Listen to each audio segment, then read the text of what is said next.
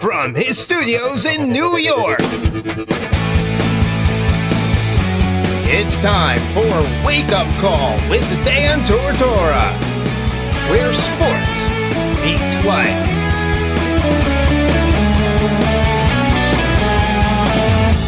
Here's your host, Dan Tortora. Welcome here to Wake Up Call with Dan Tortora on wakeupcalldt.com, your one-stop sports shop, and on mixlr.com/wakeupcalldt. Hope everybody's doing well this morning on this beautiful Friday the 13th. Yes, it is, folks. It is Friday the 13th, so for all you people out there that get really freaked out about stuff like that, don't you worry. It's going to be all right. It is Friday the 13th, the day that some people treat as strange, weird, confusing. But for me, I love Friday the 13th.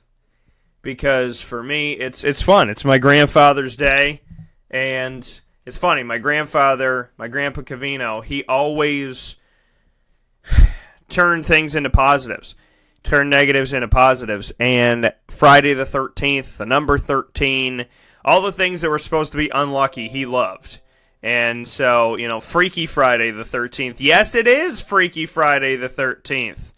So, there's a song that's out there right now, and it's by Lil Dicky and Chris Brown. I don't know why I like it, but I like it a lot. So, you guys should go listen to it. And it's a very interesting song. Not a family song. I would say it's probably not for the family show here today, but for some odd reason, I like it. It's a good song, and it's good stuff. So, maybe I should tell you my top songs. I should do that. Be like, hey, this is a top song of mine. This one's a top song of mine, too. So, there's some good songs that are out there.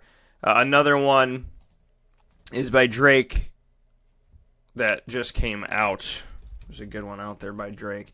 If you're looking for something to get you through the workday, it's called Nice for What by Drake. That's a good one, too. There's some good songs out there, so hopefully you're having a good time. Allegedly, I have a friendiversary on Facebook, and it's not with Mark Zuckerberg, so I guess that's good. I don't know if are you friends with Mark Zuckerberg? I don't even know how that works. But some Facebook love this morning. Make sure that we get that out there. But I hope you're doing well. Hope you're having a great day. Hope things went well for you this week, and that this weekend will be fun. I read a quote to this. I actually read a quote a couple days ago that said, there's all those people that spend the entire week waiting for the weekend, and he said, it must be awful to live that life. To live a life where you waste 5 days waiting for 2, and you can't get those days back. So, for everybody that loves the weekend, I hear you. I feel you. Make sure that you enjoy the rest of the week, though, and make the most of what you got, and have some fun. So, on today's broadcast, we got to get into what's going on in the morning menu. Let's jump into that right now. Here on Wake Up Call with Dan Tortora, Monday through Friday from 9 a.m. to 11 a.m. Eastern Time. We like to start off the show by giving you our menu of topics. The morning menu, that is. Live now with the morning menu is Dan Tortora. Right here on Wake Up Call with Dan Tortora with that morning menu. Today's morning menu, we're going to do it how we always do it on a Friday, and that is start off the show with the Annoying Moment of the Week, proudly brought to you by Carvel DeWitt, 4322 East Genesee Street in DeWitt, New York. It is what happy tastes like, and it is the exclusive home of the Wake Up Call Sunday. So make sure you go out and get it, chocolate or vanilla, soft serve, or a twist. Chocolate, vanilla, or a twist, soft serve, topped off with cookie dough pieces and caramel swirl exclusively at Carvel DeWitt. So go get yourself the Wake Up Call Sunday special at Carvel DeWitt. And all your favorites over at Carvel right now. Go and show them some love. They are the longest standing Carvel franchise in the entire nation, in the continental United States. and they love serving you and being here in the community, so be good to them. And I want to thank everybody that's been out there and the messages that we get when people hop out there. So much appreciation for you going there right now, and I thank you for that. So Carvel DeWitt, don't let the cold weather fool you. Whatever the weather may be outside, the flavor inside always stays the same, and that is great, amazing, and bringing you back to your childhood. So for those of you that have been going to Carvel for a very long time, thank you so much. For those that have never been, your time to go is now. And for those of you that have just started going, you're getting that nostalgia, I'm sure, already. So thank you to Carvel for all that they do. It is time to hop in to the annoying moment of the week in just a second. Let me let you know what's going on for the rest of the show. Right after the annoying moment of the week, around 9:30 a.m. Eastern Time, we'll have Howard Triche, Syracuse Orange men's basketball alum, on the show for significant sound bites, special conversations that we have throughout the week. Get to choose something different every single week, and significant sound bites will be Howard Triche this week. I really appreciate his time and appreciate him being part of the show. So Howard will be the significant sound bites of this week here on Friday the 13th. And then in the second hour of the show, we're getting Mike Sofka back on the show. He's been off for a couple weeks, but you know Mike and I for weekly talking about fantasy football and how fantasy football never ends, never goes away. There's always something to discuss. There's always something in fantasy, something affecting something with, injuries and free agency and trades and the draft. Fantasy football never truly goes away. It is a year-round sport, if you will, and the Wake Up Call Fantasy Football Challenge is always on. So Mike's going to join me to discuss NFL free agency, trades, the biggest moves that are on his mind, as well as some things on the draft, because I'm going to go heavy on the draft as we get closer and closer to it. And like I said, I'm going to have my own mock draft. So make sure that you're staying tuned to this Wake Up Call with Dan Tortora show every Monday through Friday from 9 a.m. to 11 a.m. Eastern Time on mixlr.com/wakeupcalldt. Make sure you connect yourself with the show, and Mike will be with me in the second hour of the show to discuss what he's taken away so far from the moves that have been made, some moves that he thinks will be made, and what teams are looking good so far. So Mike will be back on to get you ready for fantasy with myself and to let you know kind of what's going on here in the NFL as we continue to roll forward with football. And like I said, there is really no days off when it comes to the National Football League. So that's all coming up here on the show. Let's get the annoying moment of the week rolling, because you know that this is one of my favorite things, and one of my most favorite things to do in the last, 8 years? So let's get it rolling. Dan Tortora proudly brings you... Is that for real? Are you kidding me? The annoying moment of the week. I really, honestly, I don't know how to respond to this. Presented by Carvel DeWitt, 4322 East Genesee Street. It's what happy tastes like. Do you have to be that crazy? I guess so. The annoying moment for this week. Here we are, Friday the 13th. What shall be the annoying moment of the week? Well, I have thoughts. I have a bunch of different thoughts about what the annoying moment of the week could be. Could be anything, folks. Could be anything. The annoying moment of the week always shifting and changing, and sometimes is directly with sports, sometimes with life in general, sometimes it goes back and forth. I guess the annoying moment of the week this week, there's a couple things. The first one would be invasive behavior. How about that? Invasive behavior. When people seem to be very comfortable asking you intimate details about your life.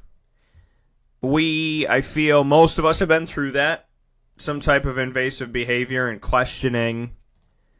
I love the question when someone goes, "How much money do you make?" And I'm like, damn. You know what I mean? Stuff like that. Very invasive behavior. And there's certain things that you don't ask people. My mom said don't usually like guess people's age or ask people's age. Don't guess if somebody's pregnant. Don't ask somebody how much money they make. There's certain things that you kind of just grow up with, etiquette, so to speak, and knowing things. But, there's invasive behavior. And I feel that I've been on the other side of it where someone's like, well, what do you this? What do you that? What about this about the house? What about that? And I'm like, what are you, casing the joint? Like, I don't understand. What benefits you from knowing this information and for having this information. And if you ever flip the script and you say to somebody, well, how much money do you make? Well, how many people do you help? Well, how much do you do this? What do you do with your kids for this? Well, how do you do this with your kids? And do you reprimand your kids? When you reprimand your kids, how do you reprimand your kids?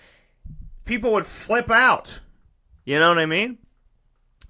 There's a way to have a conversation with someone to learn about someone without sounding like you're investigating somebody. So, invasive behavior, that would be an annoying moment. Another annoying moment would be the people out there that don't respect animals.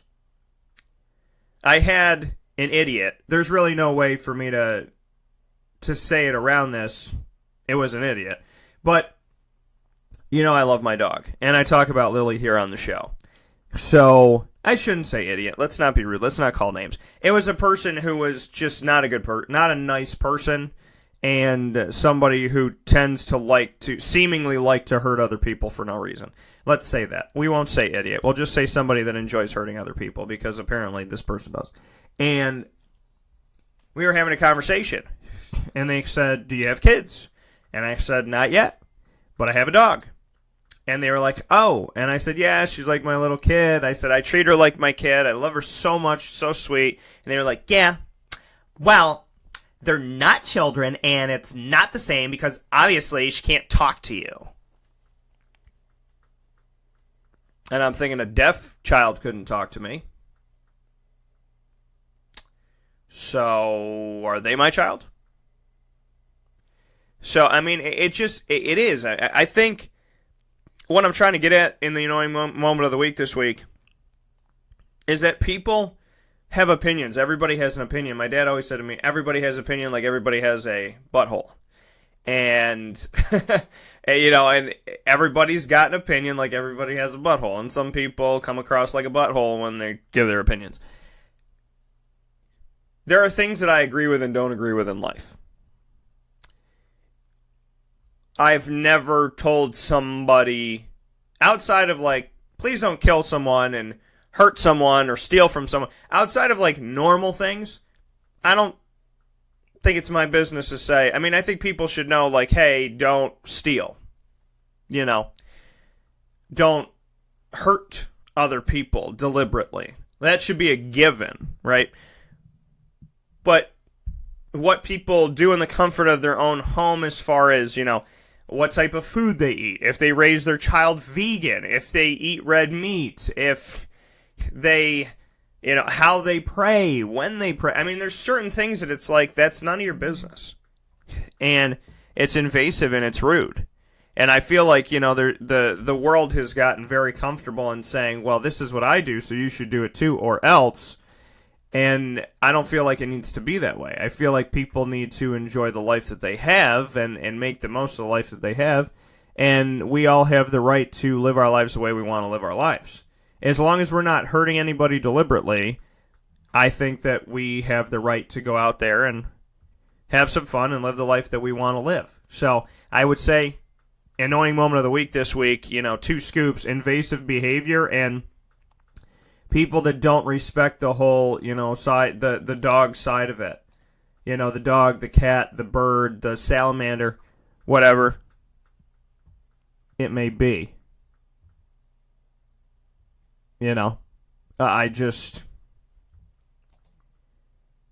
Everybody that I meet that loves animals, I have such appreciation for that and such respect for that.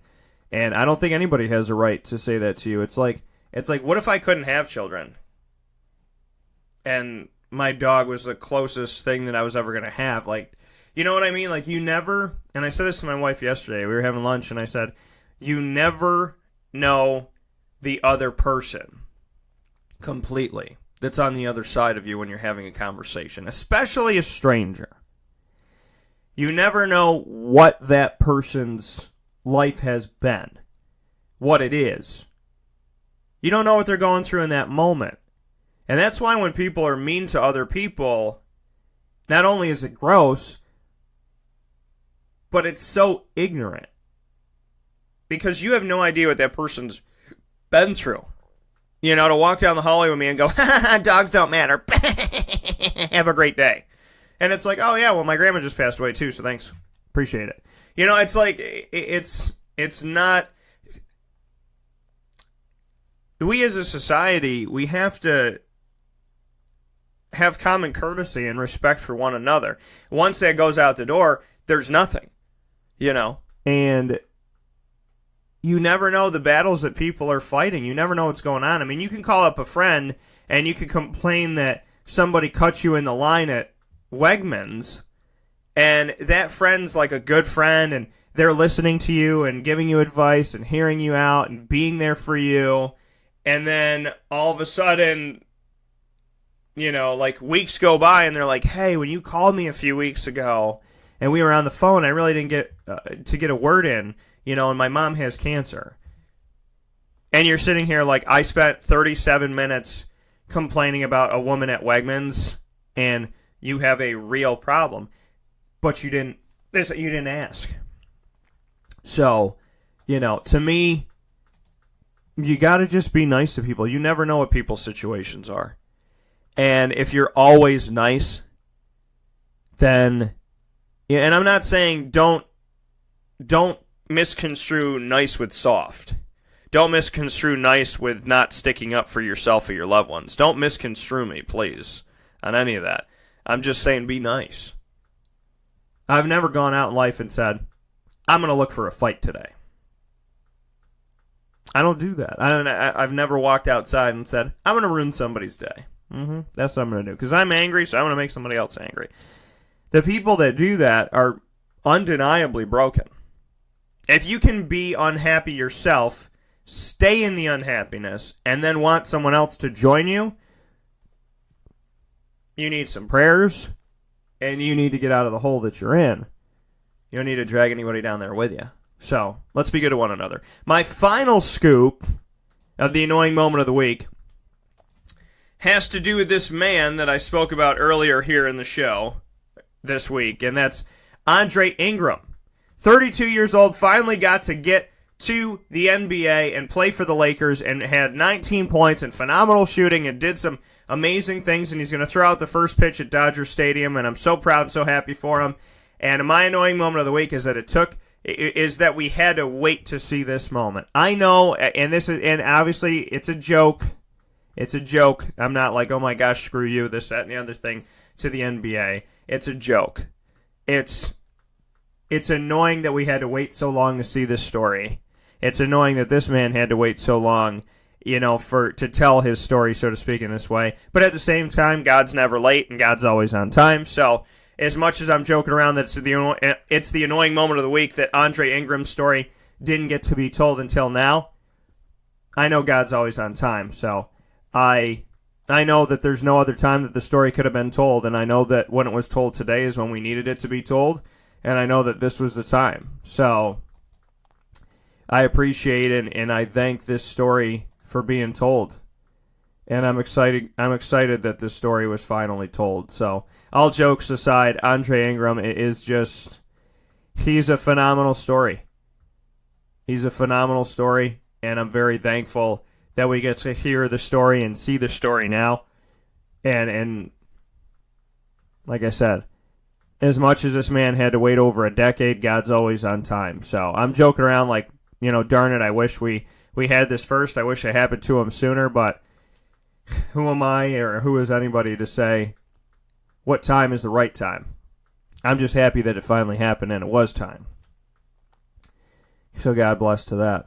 Something else that came out, and this is definitely not the annoying moment of the week, but we're spinning it in a positive way, rolling out of this annoying moment of the week, is that John Tory, the mayor of, let me see here. I love this. The Raptors begin their playoff run tomorrow night. We're rallying behind them. I proclaimed tomorrow Toronto Raptors Day in the city of Toronto. We are the North. So, Toronto Raptors Day, April 14th, 2018. This is from the mayor of Toronto, John Tory, who said, whereas the Toronto Raptors set a new franchise record with 59 wins in a season and qualified for the NBA 2018 playoffs. The Raptors season was highlighted by the number of milestones, including breaking another franchise record with 34 wins at home and finishing first in the Eastern Conference for the first time ever. An all-star lineup with exceptional young talent and leadership from management has truly cemented "We the North" as a catchphrase to be feared around the league. Toronto on Toronto Raptors Day, I encourage everyone in our city to show our support and appreciation for this incredible team. The city of Toronto would like to thank the players, coaches, and staff for the wonderful year so far. We are extremely proud of the Toronto Raptors, and we look forward to filling up Jurassic Park deep into the postseason and showing our opponents what home court advantage really means. Now, therefore, I, Mayor John Tory, on behalf of Toronto City Council, do hereby proclaim April 14th, 2018 as Toronto Raptors Day in the city of Toronto. Let's go Raptors. That's right, homie. Let's make it happen. John Tory, the mayor of Toronto, has declared April 14th Toronto Raptors Day. And isn't that an exciting moment in Toronto Raptors history that they finally have their day, and hopefully they will finally have their day in the sun, that since 1995 have never been the number one seed in the Eastern Conference and have never advanced to the Eastern Conference Finals and hoisted the trophy. The NBA Finals and hoisted the trophy. So, the day is today, and God bless that day. The annoying moment of the week. 3 scoops you got. Don't be an invasive person. Respect people that have animals. And Andre Ingram, we love your story, and we're so happy that you got to tell it. And, I'm just hoping and praying that other people's stories get to be told as well. Andre wasn't an annoying moment of the week. It was a sarcastic annoying moment of the week. Like, great story. Why'd we have to wait so long for it? But in reality, great stories are always worth the wait. And I know that for Andre, it was a big moment, and I hope that God continues to bless his path.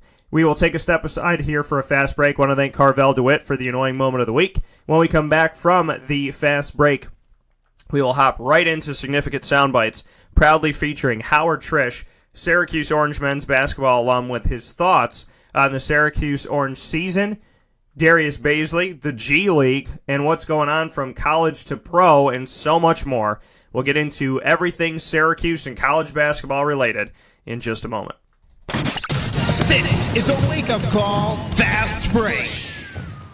Carvel DeWitt, it's what happy tastes like. Do you know why? Because we make ice cream. Creamy, rich, flavorful ice cream. Not yogurt or ice milk like some of our competitors. Ice cream. Fresh, by hand, daily. For the calorie conscious, we have something new for you. Our new Carvelite. Same great flavor, creaminess, and texture of our regular ice cream with only 35 calories an ounce. So whether you want an ice cream cake, flying saucer, dasher, carvalanche, hard or soft ice cream, we will satisfy your craving with our fresh, handmade regular or new Carvelite ice cream. Carvel DeWitt. It's what happy tastes like.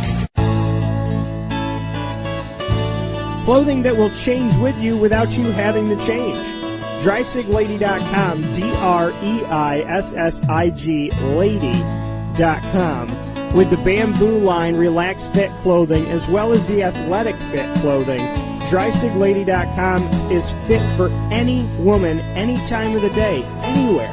Whatever you're doing, whatever your day commands of you, command yourself to feel comfortable in Dreisig Lady Apparel. DREISSIG Lady.com. For all the women out there, feel good in what you're wearing. And don't feel like you have to constantly change throughout the day. Whether you're a stay-at-home mom, a business owner, going for a jog, going for a meeting, or just relaxing at home, DreisigLady.com is the right fit for you. DREISSIG Lady.com.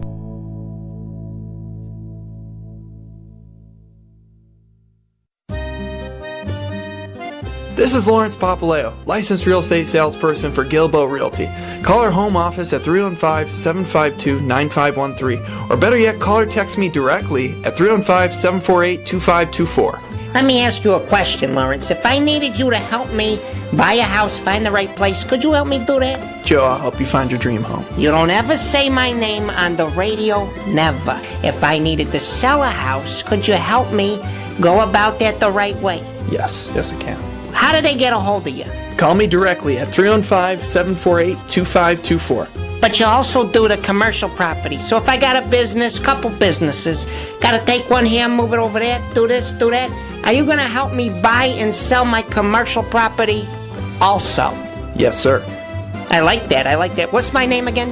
I have no idea. Absolutely, but they need to know your name, so give it one more time. This is Lawrence Papaleo, licensed real estate salesperson for Gilbo Realty. My phone number is 315-748-2524. Why don't you tell them your name one more time and that number so we can jot it down? This is Lawrence Papaleo. Call me or text me directly at 315-748-2524. Welcome back here to Wake Up Call with Dan Tortora on wakeupcalldt.com, your one-stop sports shop, and on mixlr.com/wakeupcalldt. Happy to be here with you every Monday through Friday from 9 a.m. to 11 a.m. Eastern Time, right here on mixlr.com/wakeupcalldt, the direct line, and you can also pull up the live feed on wakeupcalldt.com. Here on the show, no stranger to the broadcast, is Howard Triche, Syracuse Orange men's basketball alum, here to speak with me on his thoughts and his takeaways from the team's run to the Sweet 16 this season, as well as a look at college basketball in and of itself, the NBA, and the link between the two, and then moving on from here to what his thoughts are moving forward with a team that obviously did a lot with what many considered a little. With that being said, let's bring him into the show. Howard, how you doing today? Great, Dan. Thanks for having me on again. Good to talk with you. Absolutely, and Howard, I appreciate your time for sure, and you know, kind of just to get things started with this season, in your opinion, just what you took away from it. You know, I'll give my thoughts as we go, but a totally unloaded question. What did you think about this season?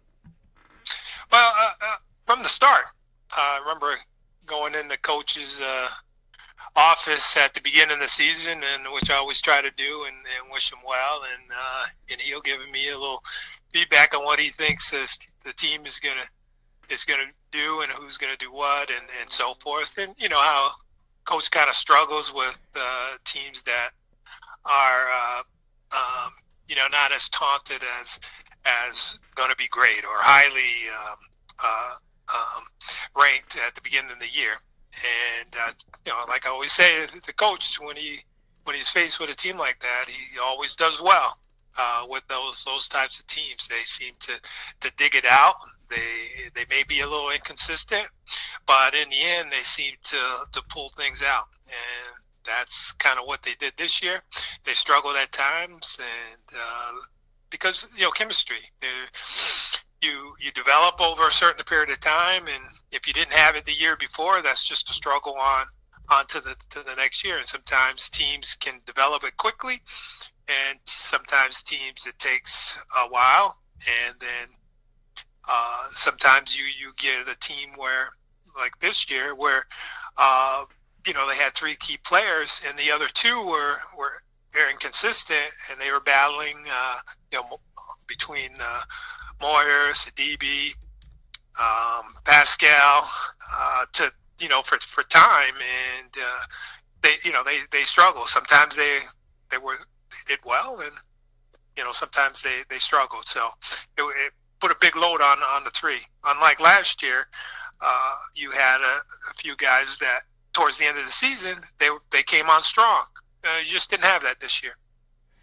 Yeah, and when we look at the team this season, like you said, a lot was on the big three. A lot was on O'Shea Brissett coming in as a true freshman and needing to be effective right away. Frank Howard not really asked to be an offensive player his first two seasons, and he needed to come in and take his first two seasons, multiply it by 10, and play at that level every single game. Right. And then Tyus Battle had to come back and do what he did last year, but even more so because of the top five scorers of last season. He was the only one, with Torian Thompson transferring out, Tyler Lydon going to the NBA, and John Gillen and Andrew White III finishing up their eligibility. So, this team had a lot of pressure and a lot on their shoulders, and I think that, that's something I've really tried to speak on here on the show, to say, respect these guys for how they walked into this season. And, there's always that thought of you got to get to 20 wins or more, got to get to Sweet 16 or bust. But this team, I think, deserves due credit for walking into this season and coming out of this season after 37 games with playing pretty well and playing better down the stretch. I mean, they had a lot against them this year, and I don't know if the respect came during the season as much as it started to at the end. But, I mean, this is definitely a season that was an uphill battle for them. Yeah, and I think fans really want the team to do well. And, sometimes they're fair-weathered friends and fans, and they just, will go with them when they're doing well, and then, feel like such a letdown when they're not, playing as well. But, you have to take the full body of the season and what they, had to endure, like, exactly like you talked about, is that it's tough just to come in. You got to work on the chemistry. I was very unsure about how Frank Howard was going to play this year, coming off from last year and not playing much and be put in a position. And I give him a lot of credit for this year to be able to do the things that he did. Sometimes more often than not, he played well. So I think I give him a lot of credit from that standpoint. And that was the one question I had at the point guard spot. It's tough to just come in and do what he did, because you have the ball all the time. It's up to you to make the plays an awful lot and to lead the team. I highly regard the point guard and on teams to play that kind of role. Yeah, and when we look at Frank Howard and what Frank did this season, I think it has to be noted that not only did Frank improve himself from the point guard position, but, I mean, this is a guy who, during the season, I said, hey, if we look at a stat line of any point guard in the country on 351 Division I men's basketball teams, his stat line could hang with anybody if he lowered his turnovers and heightened his three-point percentage. And then almost immediately after that conversation was said on the show, I jokingly said, I guess Frank was listening, because he went and had 2 great games from three-point range, improved from then on, for the most part, on his three-point shooting, and then on top of that was able to minimize his turnovers when he was having, 5, 6, 7 in a game to having 4, 3, 2, and whatnot from there. So, I mean, from Frank from the first couple seasons into this season wasn't a scorer, wasn't really, effective at the charity stripe, at the three-point line, field goals in general. He was able to boost all of that up, lower his turnovers, improve his shots. And the crazy thing about it is Tyus Battle took exactly twice as many shots his sophomore season to his freshman season. It was exactly double from one year to the next. The crazy thing about that was the more shots Tyus took, the more his percentage went down. The more shots that Frank took, and I feel like, there's so much emphasis on Tyus' shot, the more shots that Frank took this season from last season, the higher his percentage went. So the more shots he was taking, the more were going in. And I think that, we really need to give him a lot of praise where praise is due for the offensive mind that he's had this year, the ability that he's had this season, and just everything he brought to the game, because he did what this team needed, but I don't think necessarily what a lot of people expected him to do. Right. And you made a good point as far as Tyus. I think he just, I believe he knew he had to do it, and it was, the pressure was on him to do and to take that. And sometimes, majority of the shots were good shots, but, he put up some that that he might have felt, pressured to do. Or whereas Howard, I think, when he shot more, he did it from a confidence standpoint. I think when he was making shots, he just continued doing it as opposed to starting out and just shooting an awful lot. I think his shot, and that's what increased, I think, his percentage standpoint, because, he just doubled down on the shots when he was scoring and continued it. That's what it appeared to me from my standpoint. And we're speaking here with Howard Triche, Syracuse Orange men's basketball alum, on the season that Syracuse just had, 2017-18. They made this, and it was funny because my wife said, she goes, I know that they're not supposed to, and they're not thought that they will. So she said, I know that this is going to be the season that you'll be on the road.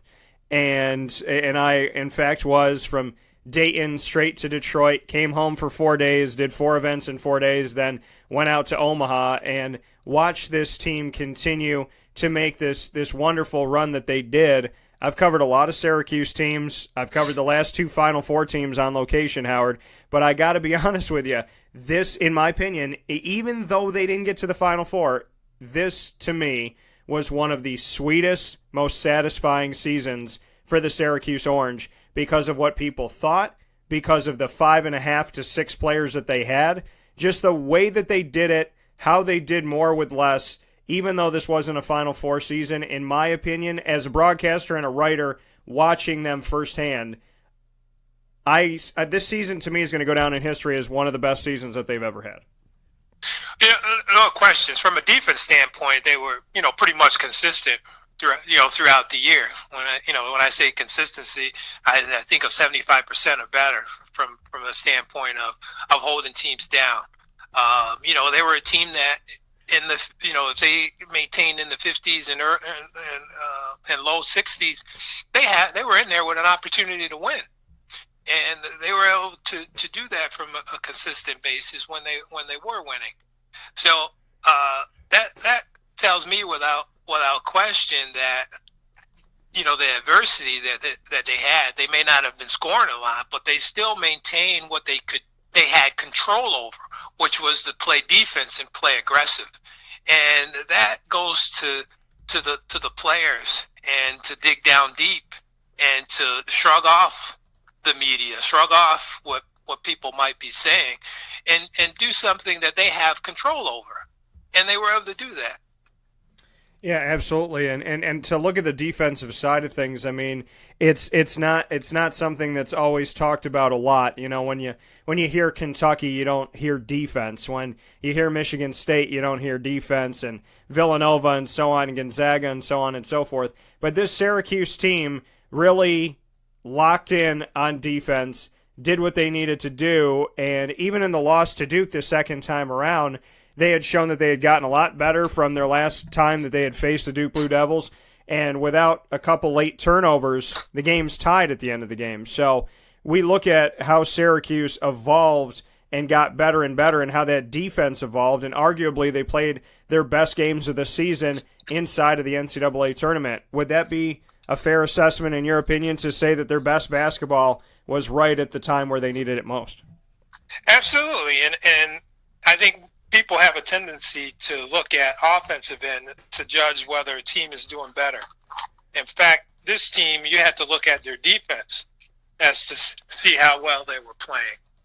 Because when they were able to play defense well and hold teams down, again, I would say that consistency would be over 75% of the time. They were in there in the game and going to compete and a possibility of winning. And when you get to the tournament, you're at another level of confidence and drive, and it's won and then you're done. So that steps up your game, and they were able to do that, above what the expectations was, but it probably wasn't for them. So I give them a lot of credit, and they were able to step up defensively. And as they moved forward, and as we move forward, they didn't have anybody, senior-wise, that was going to be moving on, so everybody eligible to come back. And as we look at the roster going down the line here, we've spoken a little bit about Frank Howard and Tyus Battle, as well as O'Shea Brissett, who's decided he's coming back. I want to stop on O'Shea here with Howard Triche for a second. I'm not surprised at all. I had conversations with O'Shea during the ACC tournament and the NCAA tournament that led me to believe that this is where he was going to be as a sophomore, that he would be coming back after the ACC tournament. Just sitting down and saying, I haven't thought a lick about this, about leaving or not being a part of this team. And at the end of the team's season in the NCAA tournament, I spoke with him about leadership, about Frank Howard and Tyus Battle and his takeaways. I don't think that it's respectful 3 minutes after a game to ask a guy if he's leaving or staying after the guy's played a game and with a team that he wanted to win with and obviously wanted to move on with. So, I could be a weird member of the media, but one of the fans had said, I'm surprised nobody had the balls to ask Tyus Battle that question. And I said, well, you've misconstrued it because it takes the opposite of having balls to ask a question 3 minutes after the game that shows no respect for the run of the team. So I didn't talk to O'Shea about, are you leaving? I spoke with him about, what are your thoughts toward next season? Not, hey, are you leaving or staying? But, okay, what can you say about leadership, about the guys that you've had? And what do you think about next season going into it? And he stayed on being a leader, on how good Frank Howard's been to him, on how good Tyus Battle's been to him. And he kept reiterating, I can't wait to lead these guys. I know what it takes now. I made my mistakes. Now I can lead these young guys. I can put them under my wing. It's my turn to step up. And so when there was the announcement that he was coming back 2 weeks later, I just replayed that conversation and said, folks, it's been sitting up there, with him talking about the future. What do you think about that conversation that when I asked him about, all right, moving forward, what are your thoughts? And he just commended the leadership that he's had and couldn't say enough about how badly he wants to be a leader moving forward. Well, that's interesting that he was able to put that together in that way. Just after a game of loss, I don't think too many people would,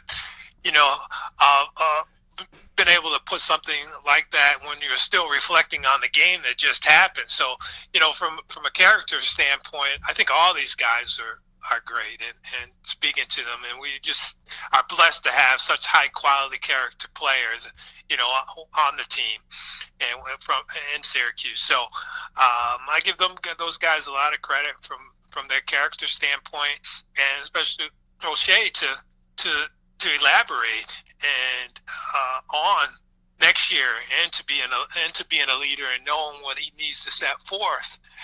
He's ahead of the game. I consider that being ahead of the game. Now he just has to figure out what are the parts that he has so he can be a part of that and talk to the guys and talk about what kind of what their strengths are and work on their game. Encourage players to work on their game on the offseason. That's where you make the greatest gains are in the offseason, whether in the weight room or playing.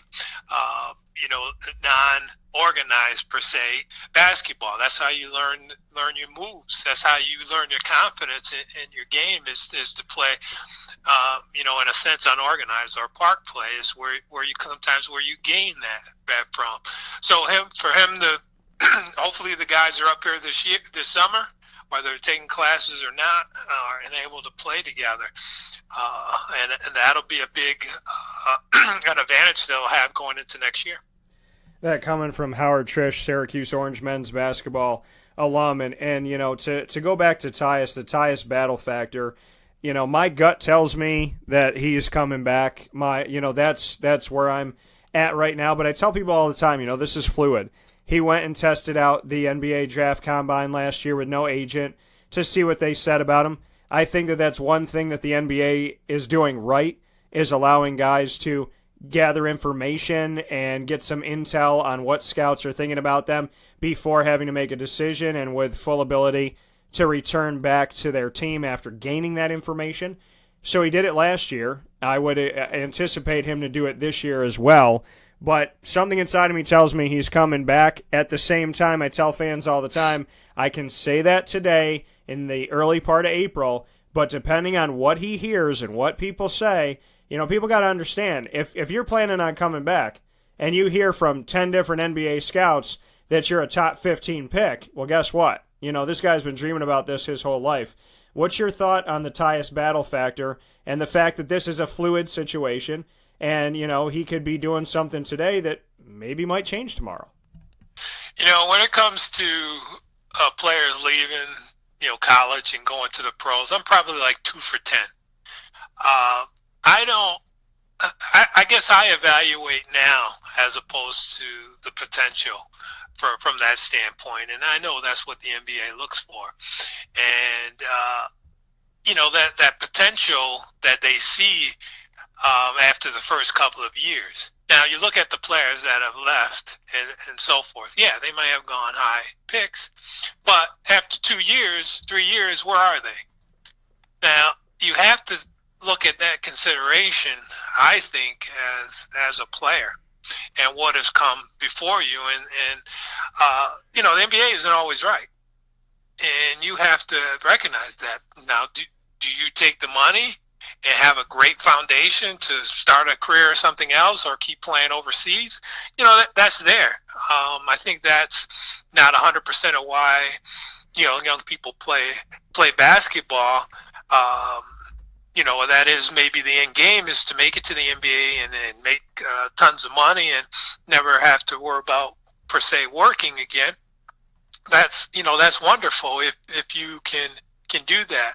I salute anybody that's going to go for that. I used to be, more so stay in school and do and so forth. You can always get an education. You always come back. And colleges now allow you to come back and finish your undergrad, and they pick up the tab. That's all part of that point system now, where players have to, the colleges get points for graduates and so forth. So, as far as Tyus goes, that's something that he has to look at and evaluate. If he sees that an opportunity for him to go, then I wish him the best, and he should go. But if he did similar to what he did last year and see that, hey, he's probably at the same point and not at a high enough stint to really capitalize, then he should come back.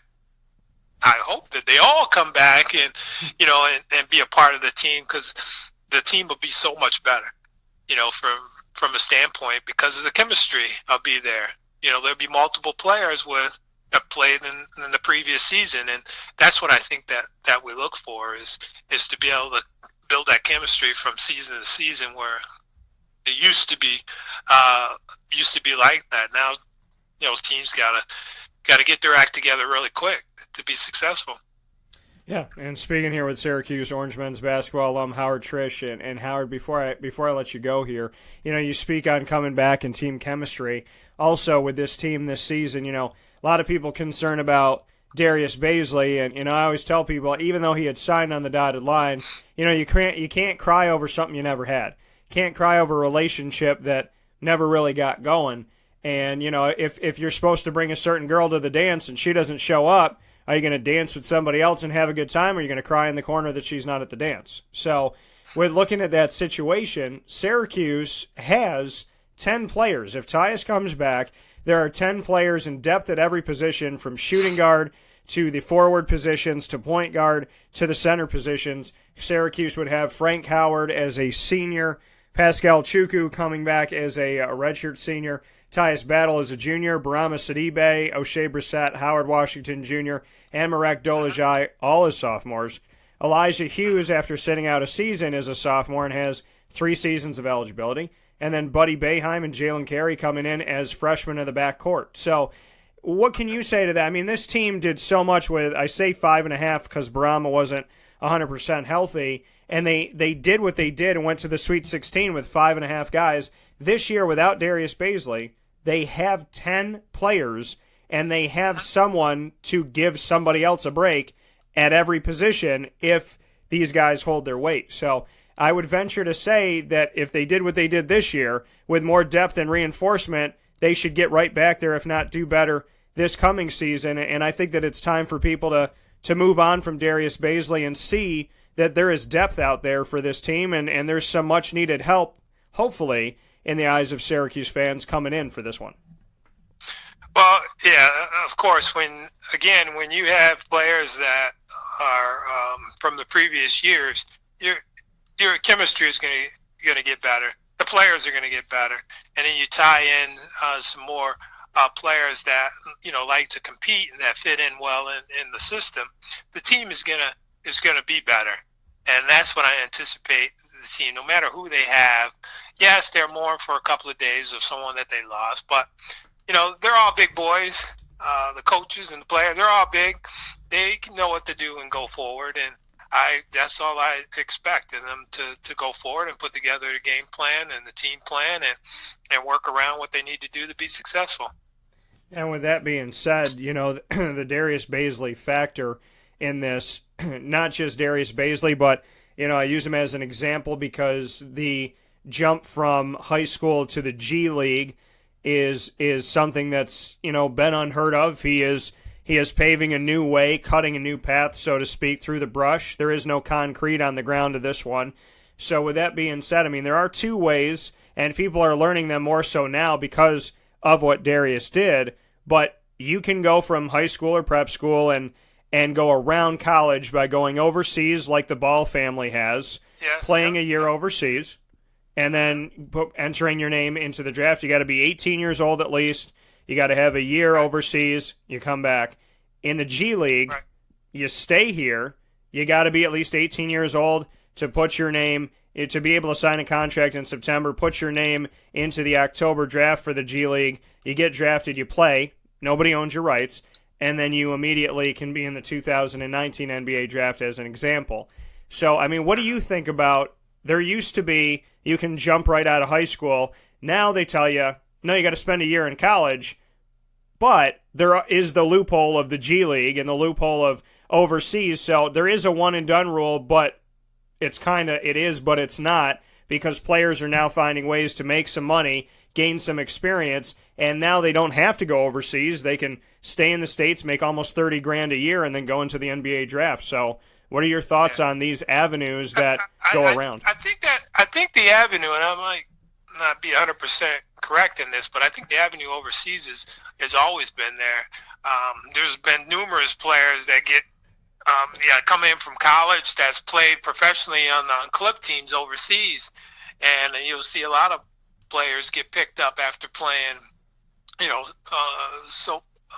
in different leagues and professional overseas, and then they get pulled into the draft overseas.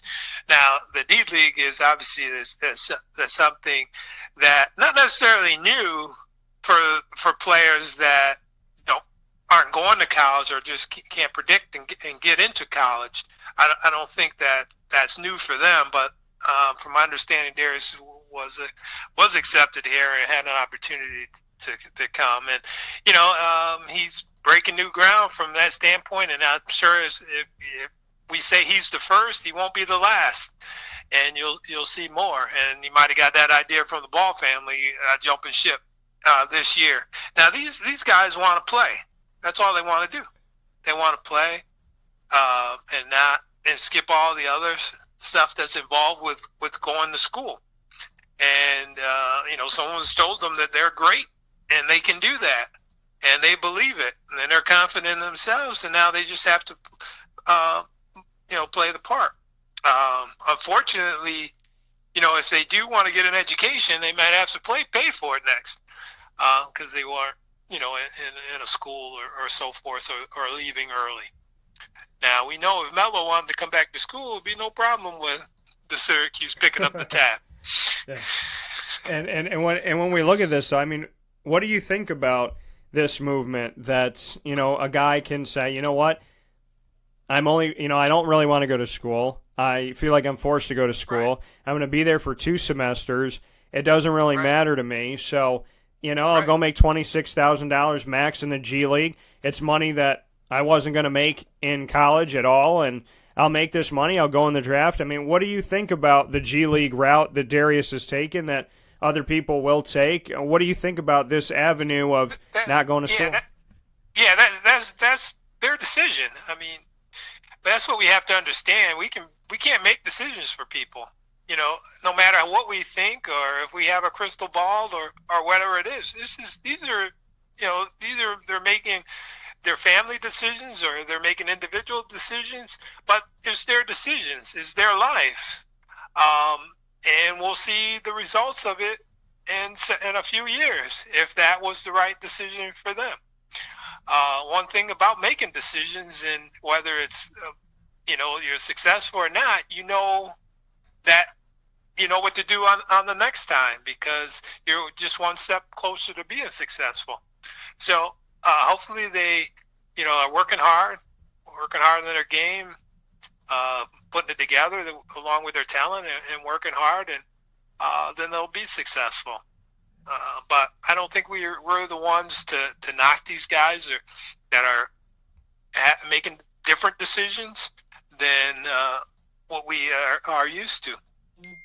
Should there, in your opinion, outside of that, should there be some type of a punishment if a player is to be recruited, verbally commit, and then actually sign on the dotted line, as Darius Baisley did? Should there be some type of repercussion with a team spending, 10 months, a year and a half, whatever it may be, recruiting you and turning other people away, guaranteeing you that scholarship, and then when all the dust settles, that kid says, hey, you know what? Rip up that piece of paper that my contract's on. It's null and void. Should there be a repercussion for that? I don't think so. Absolutely not. They're not paying the players. When they start paying the players, then you can start talking about that, because there's something financial that they're giving the player. If they paid the player in advance and said, hey, this is what we do, and of course, obviously, if that was legal to do, since they're not doing that, it's just a written contract that you're gonna, the school's gonna give you a scholarship, and this is what it is, and so forth. Unfortunately, nothing's guaranteed from that standpoint. They decided to go another way, and they informed the school that they're going another way. They didn't just not show up in September and say, hey, I don't. This is not for me. Now that was been a whole different story, but they stepped up when they thought the decision was made, and they're moving forward. So I wish them best of luck. And with that being said, Syracuse is moving forward into the 2018-19 season. The ACC, hard to believe it, folks, here in April, fresh off of the national championship in Villanova hoisting the trophy. The ACC and conferences around the country have already let you know who the opponents will be coming up, and Syracuse will have a home and a road with BC, Clemson, Duke, and Pitt. They'll be at home against Florida State, Georgia Tech, Louisville, Miami, and Virginia, and on the road against Carolina, NC State, Notre Dame, Virginia Tech, and Wake Forest. Hard to believe it's already out there, but Howard, we in this world that we live in, it's like, on to the next one, I guess. So the schedule is already there of who Syracuse is going to be facing, but I hope that fans take the time to appreciate this moment, just as I appreciate you coming on the show today, and I thank you very much for that. No question. I appreciate Dan for having me, and I think people really enjoy talking about Syracuse basketball all year round, and it just gives them a little bit more to talk about and anticipate is the schedule.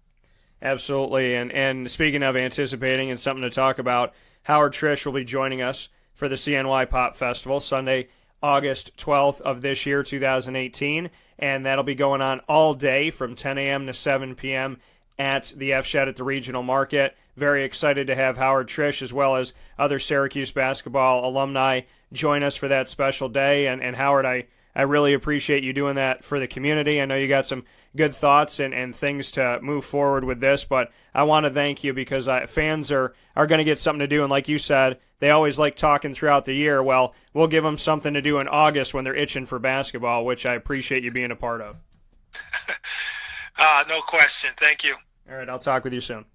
Okay, take care. This is a wake-up call, Fast Break. This is Jimmer Sikowski, owner-operator of Chick-fil-A Cicero, 7916 Brewerton Road in Cicero, right in front of the Home Depot. I had a deep feeling that God wanted me to do something bigger with my life and to help people, help others. I kept putting Chick-fil-A in my life, and I realized as I was going through the franchise selection process that positively impacting the lives of others was really core to what we do here at Chick-fil-A. First of all, it starts with the food. The food is brought in fresh daily. We bring in local produce. We prepare to order in the kitchen. We hand bread our chicken. We hand spin our milkshakes. It's great food. It doesn't taste like fast food. I think the second thing is the way people feel when they come in a Chick-fil-A restaurant. It's different. We try to treat people with intentional kindness here, which is very different and deeper than good customer service. And so, I think it feels remarkable for most people to come in a Chick-fil-A restaurant. And then lastly, the impact that we try to have in the community is very different. It's a big part of the expectation of every operator of a Chick-fil-A restaurant is that they're actively engaged in their community, they're a leader in the community, and they're making a difference. When they realize that what we're striving to do is to shine a little light in their life, that's a very, very different experience than you will have in any other quick service restaurant. And it's that remarkable experience that I think people will emotionally connect with.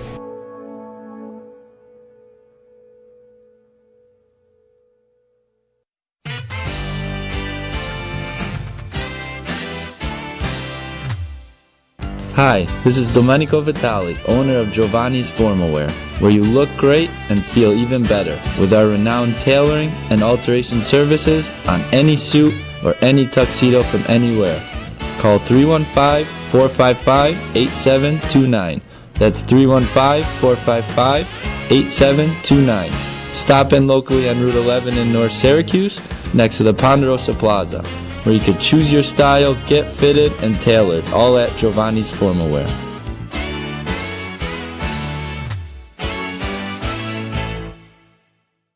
I'm George Townsend of Honda City with some good advice when buying a new car. The true cost of owning a new car is determined by the appraised value when you trade it. No vehicle appraises higher than a Honda. Next, look for low APRs and deep discounts. You also want low maintenance costs and great fuel economy. That's why my advice to you is to buy a new Honda. Looking pre-owned, visit our Honda Certified Used Car Center. Honda City, 7140 Henry Clay Boulevard, Liverpool, or HondaCity-CNY.com. It would be a pity if you don't shop at Honda City.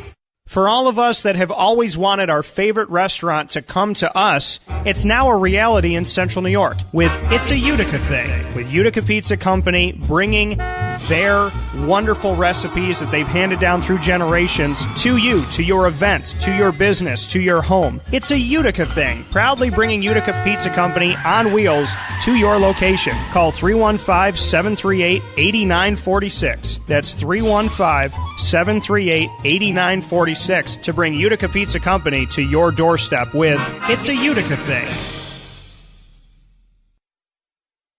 Welcome back here to Wake Up Call with Dan Tortora on wakeupcalldt.com, your one-stop sports shop, and on mixlr.com/wakeupcalldt. Want to give a special thank you to Howard Triche once again for being a part of the show, Syracuse Orange men's basketball alum. Truly appreciate him being a part of the show today and a part of the CNY Pop Festival coming up on August 12th. Buy your tickets now. Do not hesitate. We have a very limited quantity of VIPs as well as the May the 4th Be With You sale, which gives us an opportunity to get you and your child in for the price of just one adult. So buy your adult ticket and make sure you get the right one. It says free child with adult purchase. Once you do that, then you and your child will be coming into the CNY Pop Festival for the price of just one adult ticket. Get that at cnypopfestival.com. Here in the second hour of the show, as you become accustomed to, Mike Sofka and I are talking fantasy football throughout the year, discussing the NFL, what's going on, and how those moves are affecting you, and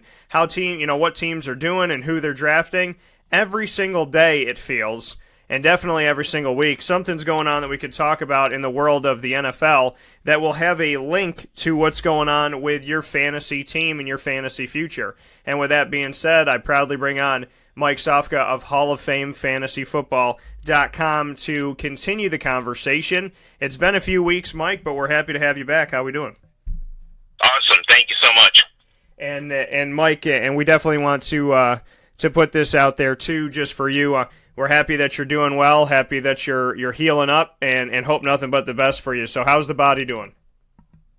Much better, much better. I'm working on my 40 time and my broad jump right now. I look to be in camp soon, so no, I'm doing a lot better. Thank you very much. Yeah, absolutely, and we look forward to that 40 time. I got to work on mine myself, so we'll be ready for that. So I'm going to throw it to you since it's been a few weeks since we've been on Wake Up Call together in this hour. So what's kind of going through your mind? What are you thinking about when it comes to the upcoming season and whatnot? What's been going on? Well, this is a great time, a great opportunity to kind of get a head start on things if you're not in a dynasty format. it's a great time to start looking at the impacts of some of the rosters by some of the free agent moves we've had, and by studying who's doing what and lining themselves up in what position for the draft. Maybe you have a favorite team, maybe you have a favorite college team, you're looking for those guys. But in the fantasy world right now, it's all about the free agents. I think it's about, the impact of a Michael Crabtree going to Baltimore. It's about the impact of a Torrey Smith going to Carolina, a Jarvis Landry going to Cleveland. It's about, running back shifts in the league and who's going to be taken over, and can Carlos Hyde really get it done if Cleveland isn't able to get Barkley. So there's a lot of questions.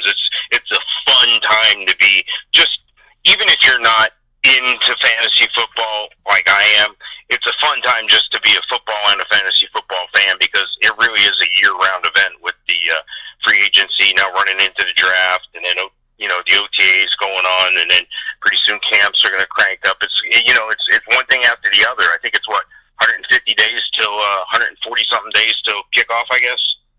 Yeah, it's definitely rolling in, and the preseason has already been released, so we know who's playing who and when, and I just, I feel like it's getting very interesting in the sense of, here we are sitting in April, and the draft is going to be at the end of the month. OTAs and whatnot, teams are starting to gather together. Cam Lynch was just on the show this week and discussing the fact that he is, heading over to Tampa Bay and getting ready to work out. So the vets are working out. The draft is going to happen. OTAs, rookie mini camp, and all these things are going to be going on. And then we're going to get into training camp in just a couple months. And then before you know it, we're rolling out the preseason. So, it's here. And it never goes away, and I just find it really interesting what's been going on. You brought up Jarvis Landry, and I spoke about this on the show yesterday. 5 years, $75 million, $47 million guaranteed to be with the Cleveland Browns. He's played 4 seasons in the NFL, and God bless him, he has not missed a single game in the NFL over the last 4 regular seasons and the 1 playoff game that Miami had. So they're getting a healthy guy. They're getting a guy that could be a number 1. I think that he floats between 1 or 3, depending on how he's going to play, but he's been close to 1,000 yards, if not hitting 1,000 yards, for the last 3 seasons. He's dealt with different quarterbacks and still found ways to be successful. He's young. He will be 30 years old once his contract that's currently with the Browns is up. So I think that there's a lot of life in Jarvis Landry, and I think Cleveland, dare I say it, made a good decision with his age, with his output, with his health, with everything that they have going on, and his ability to still get to or get close to 1,000 yards when he deals with different quarterbacks and guys being injured. Jarvis Landry, to me, is one of the best moves that we've seen in the offseason. Yeah, I'm going to shudder as I say this, and I don't think I've ever said this in my life, but I think I would like to be the next quarterback of the Cleveland Browns, because they look like they're finally putting something together. Looks like the new group has got their act together. They've made some off-season moves. The number 1 thing in my mind, like we just said, Jarvis Landry. But can you imagine if they get the quarterback they want and they're able to come back and get Saquon Barkley as well? That's just huge. You look at Jarvis Landry, he's only led the league in reception since he's been in the league. So definitely if you're a PPR guy, PPR league, that's the guy you want. But you look at 2 other receivers that they have who could arguably tend to be the number 1 receiver in the past couple years, had it not been injury and other, actions. Like Josh Gordon had the disciplinary action. When he came back, he looked good. Corey Coleman, when he's on the field, he looks good. So in my mind, they got 3 guys on the field that are capable, including Jarvis Landry, of being the number 1 receiver, the ability to stretch the ball, the ability to go over the middle. This is a dangerous crew. Now, even if they don't get Saquon Barkley, they're going to be okay, I think, with Carlos Hyde and Duke Johnson combined. But, definitely the quarterback going into Cleveland, it's not as bad and not as a disparaging situation as it looked just maybe 6 months ago. Would you like to share my holy water, or would you like some for yourself now that we're saying it? Yeah, I'm starting to believe in Cleveland. I never thought I'd say that, but I'm starting to believe. and I'm there with you too. And my wife's father, he said that he's like, hey, how come you're not talking about Cleveland on the show? I was like, I'm sorry. I was like, did you listen to every episode? Because I've been talking about Carlos Hyde and Jarvis Landry and these movies, even Tyrod Taylor to have on there, even though I know he's not necessarily the guy. But, just to see what they have done, and even defensively, I mean, Cleveland is making these moves, and I've jokingly said that the best draft that Cleveland had was in the movie Draft Day with Kevin Costner. But, Mike, they have been watching, and that's since '99. This is not including, like, Jim Brown and Ernie Davis.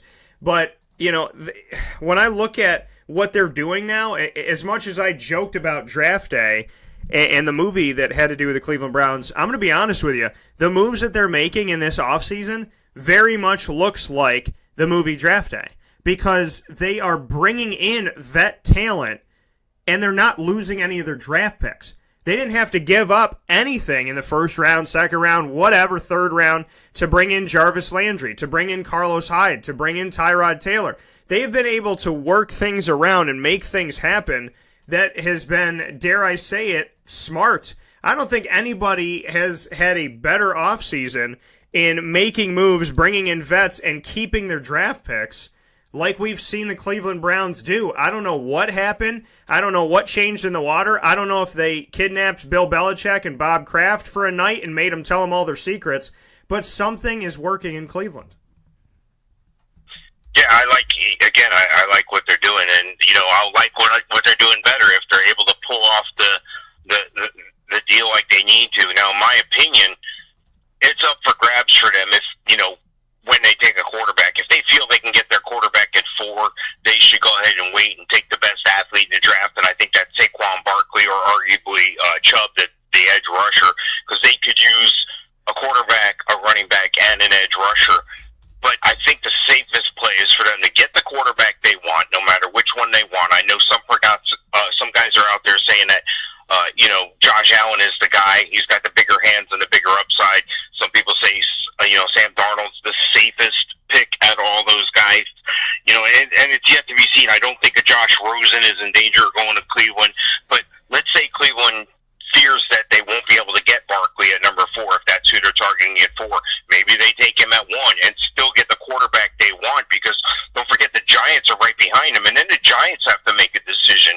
Are they going edge rusher, or are they going quarterback of the future as well? So, a lot of quarterbacks are saying, 4 out of the top 5, 6 in the top 16 picks could be quarterbacks, but regardless, Cleveland, I hope they get their quarterback. I hope they get the right quarterback, because first-round quarterbacks are a 50-50 shot, and you can go all the way back to Peyton Manning and Ryan Leaf, the 1-2-1-2 thing. One guy worked out, the other guy didn't. So, there's your proof right there.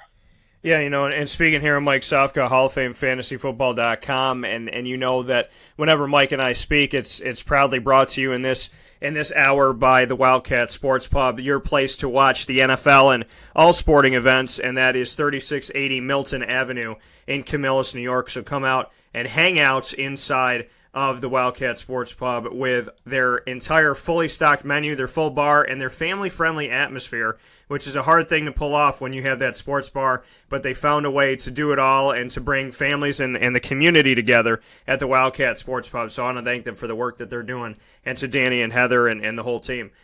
Mike, when we look at this draft, and you brought up the quarterbacks, I have said since, and you know this because, we've talked about it, I believe, but I've said for, I don't know, maybe 3 months now, maybe 4 months now, that Sam Darnold, in my opinion, is going to the New York Giants.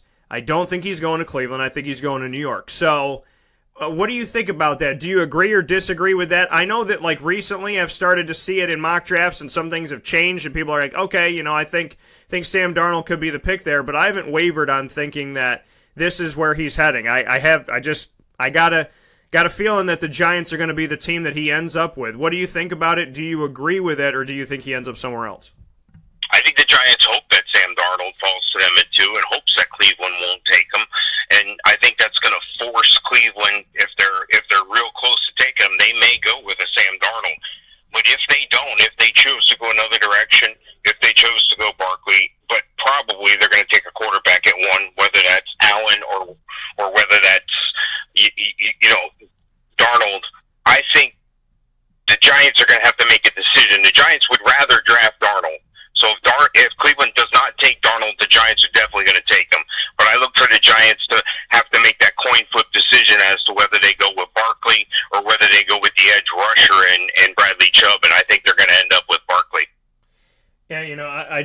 I'm gonna trust my vibes and say that that's gonna happen. But the Saquon Barkley or a quarterback at 1, we've seen other sides of this thing. We know that Tim Couch was drafted first overall when the Browns came back in 1999 over Donovan McNabb, who won the NFC East numerous times with the Eagles and went on to the Super Bowl. Didn't win it, but at least got there. And the Cleveland Browns have not been to the playoffs since they've come back into the league. So what do you think about drafting a quarterback first overall? If you're the Cleveland Browns, and let's kind of play this, I'm the GM for the day, do you draft Saquon Barkley or do you draft a quarterback at first pick knowing that you have the 4th pick as well? If I'm in love with Sam Darnold or Josh Allen, I'm taking that quarterback first off. And I can say that with confidence because I feel confident about, if I'm the Cleveland organization, about what we've been able to build on and what we've been able to accomplish so far. And I think we're heading in the right direction. So I don't think Cleveland, based on their recent moves, is going to make a mistake at the number 1 position with who they select. And I'm going to give them the benefit of the doubt here. And again, these are words for years I've never said, but I think they're going to make the right choice. And I think they're going to go ahead and take the quarterback that they want with the first overall pick and just get that out of the way. And then if Darnold or Chubb or somebody falls to them at 4, that's great. But, if they do take a quarterback there, it's going to leave a decision for the Giants. And then I think the Jets are going to go ahead and take a quarterback as well. So then at number 4, Cleveland may still have that same opportunity to get that other guy, the edge rusher or the running back at 4 even, which would be huge. Yeah, I go back and forth with this on what I think the Cleveland Browns are going to do. I have a feeling that they're going to try and get a quarterback and a running back. If Saquon, if they make this happen, that they would do both. At the same time, Bradley Chubb is not only a good athlete, he's an athlete that I've gotten to spend some time with. So, I'm very, very proud of him, and he puts everything in front of God, which I love, and there's one quote that he had said to me that was very profound, and I'll never forget it, and that's when he made the statement, about coming back to NC State, and he said, I can't doubt God. And this is where, he thought that God wanted him to be, so he came back. And now look at where he stands right now in a position where, he could definitely be the first defensive guy that's taken off the board, and I hope that he is. So with that being said, with Bradley Chubb, he's a good opportunity. I think, I could see the Browns taking... I still think about Josh Rosen too, but I could see the Browns taking a quarterback in Chubb, Saquon and Chubb. I think going offense and defense is the right way to go, but on the other side of it, do you think, and like we said, the Browns are making good decisions, and they haven't faltered yet, do you think that the Browns could pull off somehow getting the quarterback they want and Saquon Barkley, or do you think that even though it's only a couple picks in between, that there's no way that's going to happen? Yeah, well, let me clarify by saying, I have confidence in what Cleveland's done so far. It looks good on paper. It sounds good. It feels good. But until these games play out and until we see the actual production on the field and making sure some of these guys stay healthy, we're really never going to know. But it definitely looks like they're heading in the right direction, and I feel good about it. But, I think it's very plausible that they get the quarterback and the running back. But again, there's a guy that could sneak up into the picture here in Aminka Fitzpatrick as well, the cover guy from Alabama. So you've got 2 guys that are defensive guys, and I think the premium for a defensive guy would definitely go to the edge rusher. So I think if all things were equal, I'd still take the edge rusher and Bradley Chubb over a defensive back, and then it's almost a coin flip versus the running back situation, depending on where you think you are on your team. Now, maybe one's happy in Carlos Hyde, and maybe this is all posturing, and maybe they feel Carlos Hyde and Duke Johnson combined, so they miss out on a freak of nature like an Ezekiel Elliott number 2, in Saquon Barkley. But maybe that's a thing they're willing to accept by taking a quarterback, and if the edge rusher falls to them, maybe they're the ones that are going to have to make the decision. I think the decision is going to be to get the quarterback they want, which is probably Darnold or Allen, and then I think they're going to be able to come back, though, and get Barkley. Yeah, and that's what I'm looking at here is that, I feel that I just I mean, the Jets are going to take a quarterback. I think the Giants are going to take a quarterback as well. And for Cleveland, I think they can make this work. I really do think that they could figure this out and make this make sense for them to be able to pull it off and do it. You know, if they take Saquon first and then people freak out and the Giants go quarterback and they take Darnold, and then the Jets are going to take Allen or Rosen, and then that leaves the Browns with the other one. So, and I don't think it's a bad pick either way. I think Josh Rosen's going to be a good NFL quarterback. So, for me, I'm looking at this draft saying to myself, if you take Saquon Barkley, you're going to have one of the top 3 quarterbacks that's out there if you're Cleveland. And I don't think, that they necessarily are going to lose out in that if they do that. If they desperately want Josh Allen and that's the only way that they feel like they can go, then, I guess they go that route. But in my opinion, I feel like if you take Saquon Barkley, you're going to get what you want coming off of that and have an opportunity. Bradley Chubb is not bad to bring into them, and there would obviously be something in that. And Saquon and Bradley, I think, would be potentially my pick. I know I'm coming out with my mock draft, so I don't want to say too much, but that potentially could kind of be where maybe I'm leaning the most. At the same time, Tyrod Taylor's not going to be your quarterback, so not of the future at least. So it's hard. I think Saquon and Bradley Chubb are a good tandem to take in the top 4. And I think it makes sense. And I think, we immediately address the running back situation. But you have Carlos Hyde, and you immediately address your defensive line. And we know that, championships are won within the trenches of the offensive and defensive line. But the other side of that is then you don't get your quarterback. So I think they're going to end up going somewhere with their quarterback. I think Saquon's coming off the board first, and then they're going to go after somebody. I mean, they could surprise me with Josh Allen, but I think the only way to get them both is to draft Saquon first and then draft the quarterback that's still available.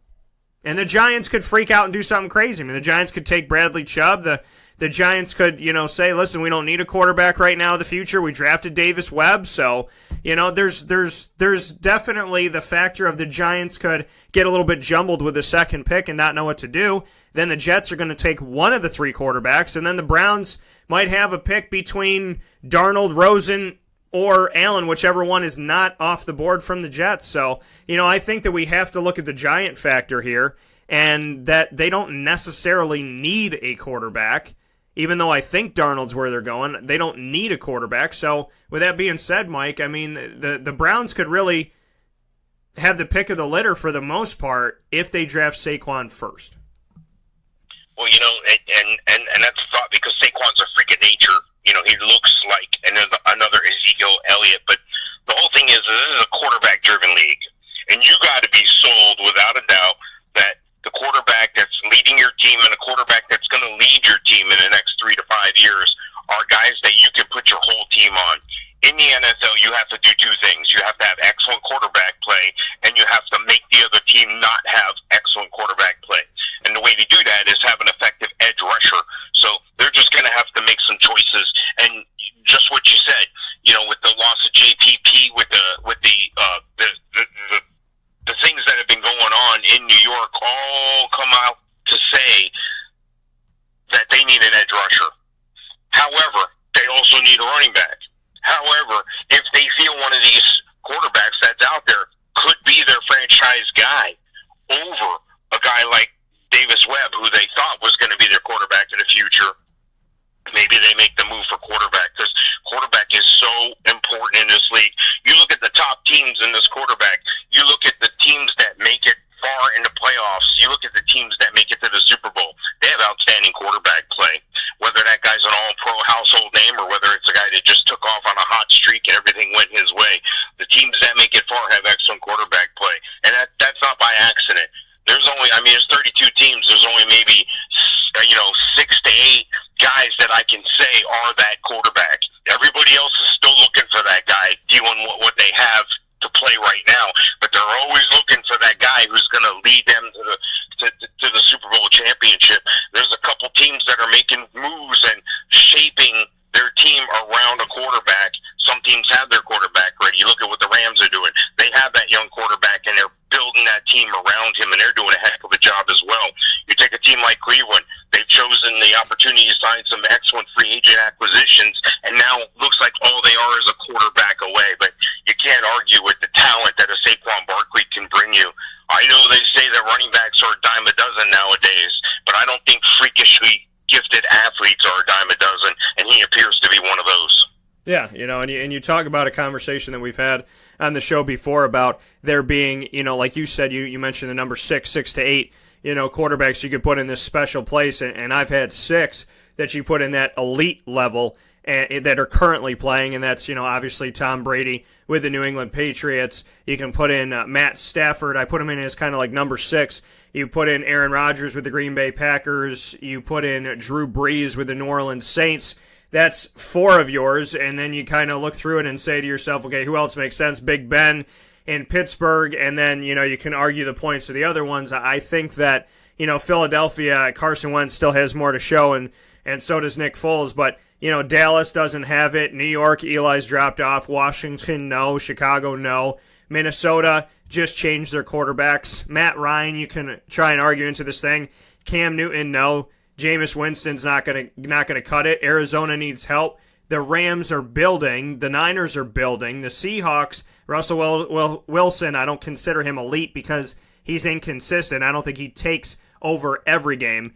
Denver, Kansas City, Los Angeles Chargers, and the Raiders, none of them in the AFC West, none of them in the AFC South, none of them in the AFC North besides Big Ben, and then in the AFC East, just Tom Brady. So it's a very, very minimal list of elite quarterbacks that are currently playing in the NFL, which means that if there's only 5 or 6, then there's, like you said, 32 teams. That means that there's 27 or 26 teams that are looking for a quarterback of the future. And some of them are building with the guy that they have, and the other ones are heading into this draft hoping that somebody falls to them. So I think a lot of things can happen, and like we both alluded to, the Giants are going to be a big factor in this first round because they need a lot, and, they might, if they roll into a decision, if they rush into something, they might regret it later on, and if they draft a quarterback, then Davis Webb obviously knows that his walk-in papers are going to be coming sometime soon. So, I think that they're going to be a big factor in this, and I think that Cleveland's going to make out. It's funny how everybody thinks, is Cleveland going to shutter like they always do? I think Cleveland's going to benefit from somebody else shuttering, and I think that that's going to be the New York Giants in this draft. Who do you think is the best quarterback, in your opinion? Well, I think it depends on what you're looking for. I think these guys are different kinds of guys. I think if you're looking for the guy that can come in there and immediately make an impact, I think that guy's a Sam Darnold. I think he's the safest pick. I don't think he has the highest ceiling, though, but I think he's got the highest floor, if that makes any sense. I don't think that he's going to come in and create problems. I think with the team they've built around in Cleveland for that quarterback, I think he could do potentially well there as well. So it might be a thing with a team fit. You take a guy like a Josh Allen, he has huge hands. I've seen this guy pump fake twice without having to double clutch the ball with the other hand. So it's fascinating to see this guy and his rise. This is a guy who really didn't have any blue chip offers, wasn't a 5-star guy, got one offer, that was to Wyoming, and he took advantage of it. And now he has said, when I get on the field, I want to make you look stupid. I want to make you look silly for not offering me an opportunity. I want to make you look silly for not choosing me. I'm going to prove you wrong. And you got to like a guy with a chip on his shoulder. But then you take another guy with a huge chip on his shoulder and almost to the opposite extreme, and that's a Baker Mayfield. This is a guy who's larger than life. He has a big ego. Kind of reminds me of a Jim McMahon type, can run the ball, can lead the team. Looks like a natural leader, and his players around him tend to believe in him. You can argue that he's had some off-the-field issues and that even on-the-field issues that, weren't exactly smart, but these are young men. They're still learning, and they're going to make mistakes. And I remember when I was that age, I made plenty of mistakes. So, I got to give him a break in that respect. But then you look at a guy like a Josh Rosen. He looks like he can handle the big time, and a New York Jets fit might be great for him. He comes from money. People give him downplay for that, but I don't think you can downplay a guy because his parents had money or one kid's parents didn't have money. There comes a certain point you have to have talent. It's not about money. Maybe he had some opportunities or some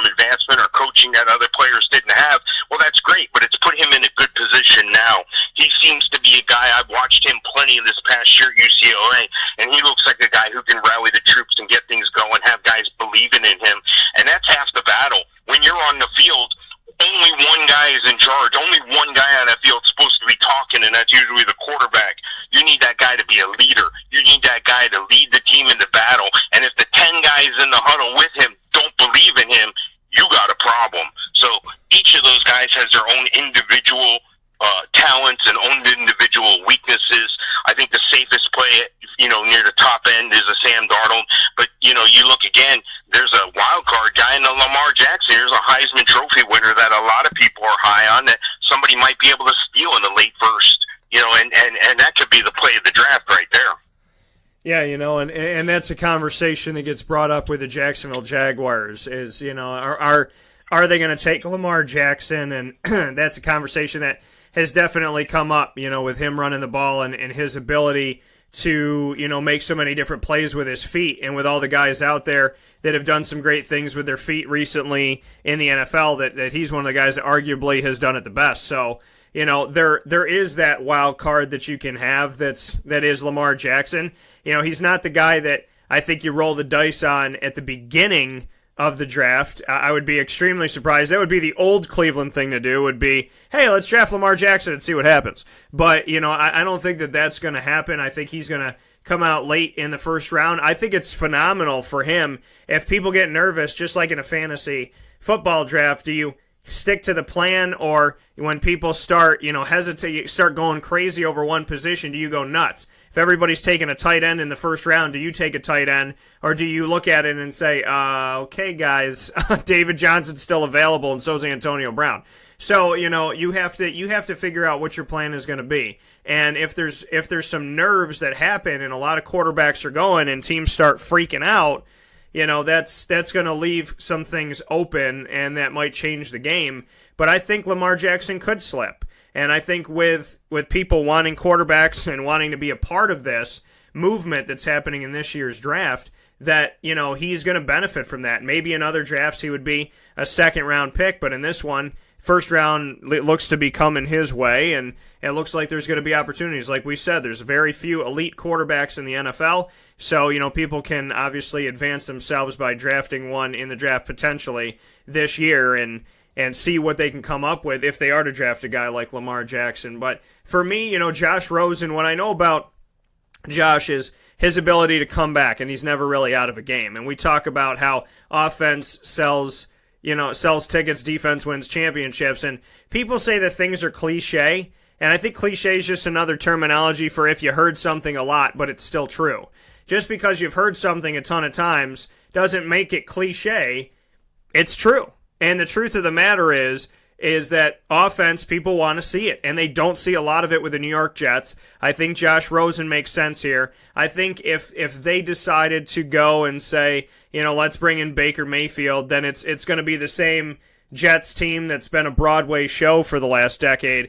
I think that they want to turn this corner. If they still want to act like a football team, they're going to have to draft somebody who they can count on to help them immediately. And I'm not saying that there's not talent with Baker Mayfield, but a guy that grabs his nuts when he is going by the other team's bench is not the guy that I want leading my team, and it's definitely not the way to go if I'm trying to change the climate with the New York Jets inside of MetLife Stadium and beyond. So for me, I think, with Rosen, he's going to score. He didn't have a defense that could back him up at UCLA. And so, the Jets are going to have to make moves and make things happen to make sure that he has better. But I think as far as scoring points and being able to hang with teams, if they believe in him, like Mike said in the huddle, then there's something to be said about Josh Rosen's ability to come back in a game that people think the team is already more than out of. And so that'll be fun, and it'll give something in New York that they haven't had in a long time. But I think it's going to be a great first round of the draft. I think it's going to be a great draft overall, and I think a lot of good is going to come from these first few picks. And I think it's going to be exciting because there is so much talent, and there's so many different things that teams can do early on. And with all these quarterbacks coming out, it makes for a very interesting climate as we head into the NFL draft. We're going to take a quick step aside and head into NFL free agency and trades and what's been going on in just a moment here on Wake Up Call with Dan Tortora on wakeupcalldt.com, your one-stop sports shop, and on mixlr.com/wakeupcalldt. Hanging out with Mike Sofka of Hall of Fame fantasyfootball.com. This is a wake-up call fast break.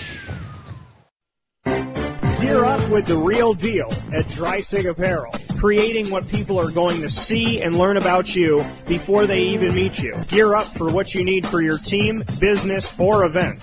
To look professional, look good, and feel good, outfit yourself at TriSigApparel.com. That's DREISSIG Apparel.com. The only place to gear up with the real deal.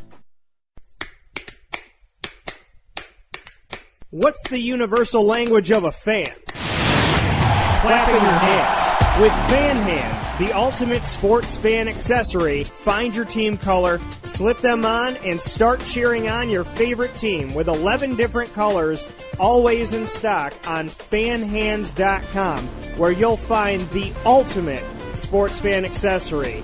Real fans wear Fan Hands. Utica Pizza Company spells family. Your family, my family, their family. The recipes that they have shared with each other throughout the years and have now been so gracious to share them with us. I can sit here and talk with you about all the great things that are on the menu, but we'd be here forever. So let me say this. Utica Pizza Company is second to none. And now you can bring it home with you and you can dine in the restaurant. UticaPizzaCompany.com will give you all the information that you need. And let me say, these Utica greens, they're the best. Utica Pizza Company. Call them and place your order at 315-214-3060. That's 315-214-3060. Families break bread at Utica Pizza Company.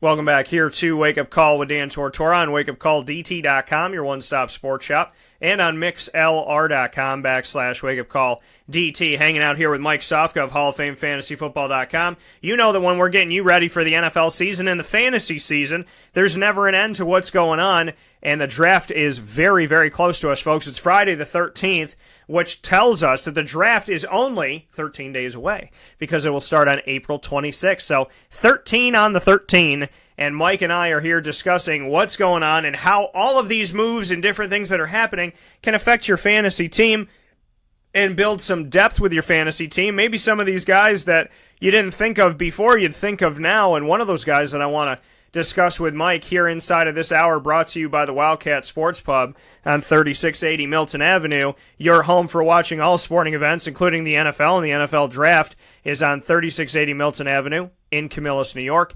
Mike, Alan Hearns, you and I were discussing it off the air. You know I'm a fan of Hearnsy because I've covered him for as long as he's been in Jacksonville, and now he has an opportunity to go to the Dallas Cowboys. The Jaguars and the Cowboys always seem to trade players. If you go back in history, they always seem to kind of take a little from this jelly jar, and then this jelly bean goes over to the other jelly jar. So what do you think about the Alan Hearns move that Jacksonville allowed him to do what he wanted to do, just kind of let him out and released him to the wild, and he ended up with the Dallas Cowboys, who are obviously having potentially some issues with Des Bryant? Well, I'm going to give you a throwback name, a way back name for that very same issue with the trading players or players leaving one team going to the other. You can go back to Jimmy Smith. He used to play for Dallas, didn't do much in Dallas, came to Jacksonville, lit it up. This could be the opposite. This could be Alan Hearns leaving Jacksonville and lighting it up in Dallas. You know, there's some questions on Des Bryant. There's some questions on them trying to restructure things for him so he can stay. There's some rumors that he may not be there much longer, but the rest of their, receivers there are quite pedestrian. Colt Beasley seems to be a tenacious guy, but he's not getting it done. Terrence Williams, every time I turn around, the guy's dropping the ball. Ryan Switzer, tremendous opportunity at running back kicks this past year. If he can get himself on the field, it usually takes 3 good years for the average, not the elite, the average NFL receiver to get on the field on a consistent basis, and look for Ryan Switzer to start getting an uptick, because they also got another guy who's capable of returning kicks in the Deontay Thompson. Now, Deontay Thompson's been in the league a couple years, and this is a guy that could also be ready to click as well, so keep your eyes out on him. But on the reverse side with Jacksonville, they they were able to let Hearns go. They were able to let Allen Robinson go. They were able to let these guys go because they were without him most of the year anyway last year, and a Marquise Lee stepped up. D.D. Westbrook stepped up. Keenan Cole stepped up. These are guys that took advantage of the opportunity that they had. And let's face it, the NFL's about what have you done for me lately. The NFL's about what are you going to do for me tomorrow as well. So they have to look to the future in Jacksonville, and that's what they did. They also brought in a Dante Moncrief, so I think they're going to be okay.